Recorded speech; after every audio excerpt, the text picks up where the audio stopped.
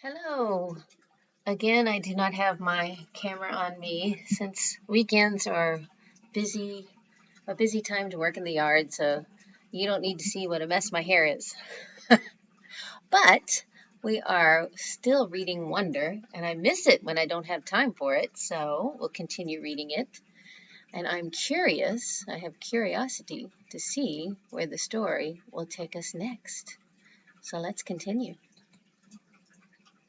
Because we were in the first school, because we were the first school to arrive, we got to run around the field all we wanted until the teachers told us it was time to lay out our sleeping bags on the ground and get good viewing seats.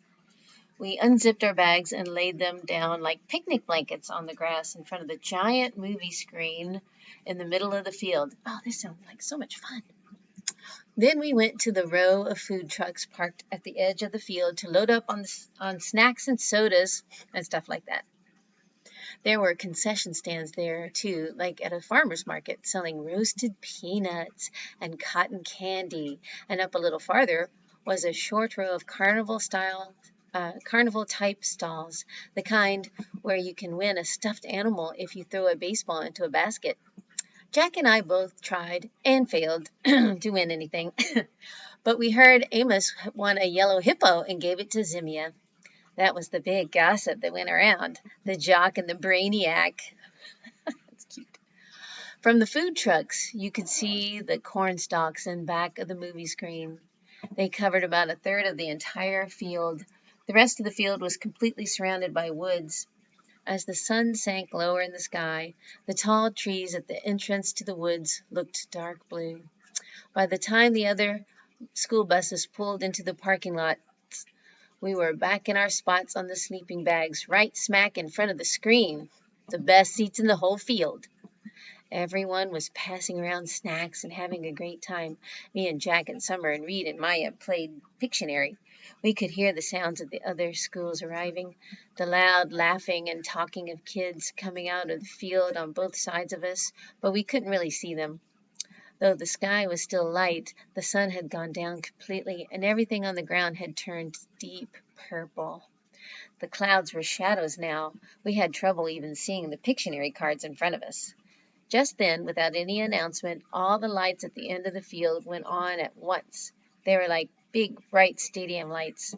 I thought of that scene in Close Encounters when the alien ship lands and they're playing that music. Da da do da dum do do do do do. That's the way it was supposed to go. Everyone in the field started applauding and cheering, and something great had just happened. Be kind to nature. An announcement came over the huge speakers next to the stadium lights. Welcome, everyone. Welcome to the 23rd annual Big Movie Night at the Borrowwood Nature Reserve. Welcome, teachers and students from MS342, the William Heath School. A big cheer went up on the left side of the field. Welcome, teachers and students from Glover Academy. Another cheer went up, this time from the right side of the field. And welcome, teachers and students from the Beecher Prep School. Our whole group cheered as loudly as we could. We're thrilled to have you as our guest here tonight, and thrilled that the weather is cooperating. In fact, can you believe what a beautiful night this is? Again, everyone whooped and hollered. So as we prepare the movie, we do ask that you take a few moments to listen to this important announcement. The Borrowwood Nature Reserve, as you know, is dedicated to preserving our natural resources and the environment. We ask that you leave no litter behind. Clean up after yourselves. Be kind to nature, and it will be kind to you.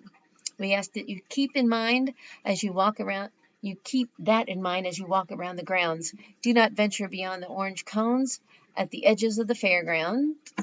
Do not go into the cornfields or the woods. Please keep the free roaming to a minimum.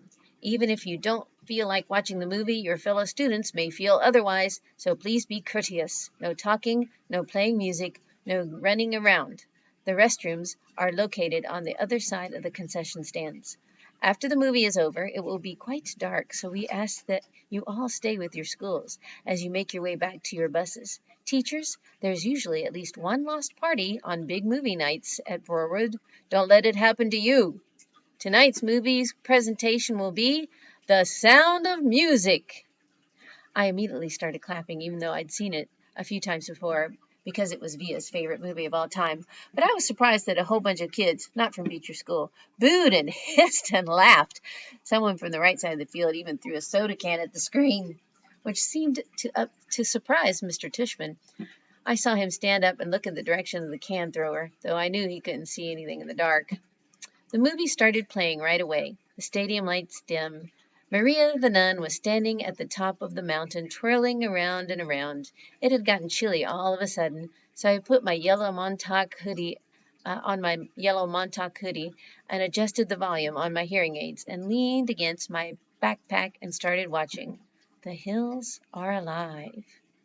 Well, that's just charming. That'd be a great way to spend an evening having an outside movie event.